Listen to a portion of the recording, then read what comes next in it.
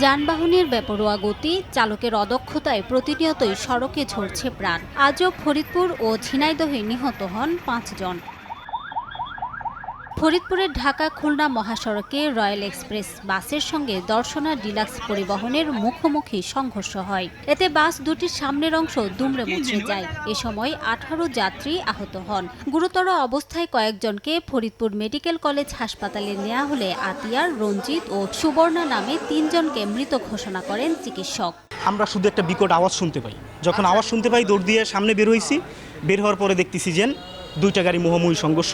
Royal এবং DD super দুটোই একই রোডের গাড়ি এবং দ্রুতগামী গাড়ি। ওরা অনেক দ্রুত কারে এবং কন্ট্রোল করতে পারে না। বৃষ্টি হচ্ছিল তখন গাড়ি কন্ট্রোল করতে পারে না, সামনাসামনি মুখে লেগে গেছে।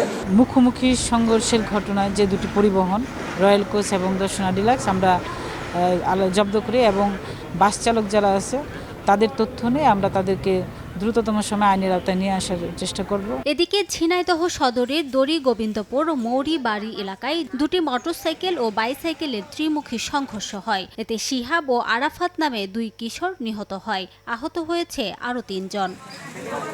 রিমু সিদ্দিক, সময় সংবাদ।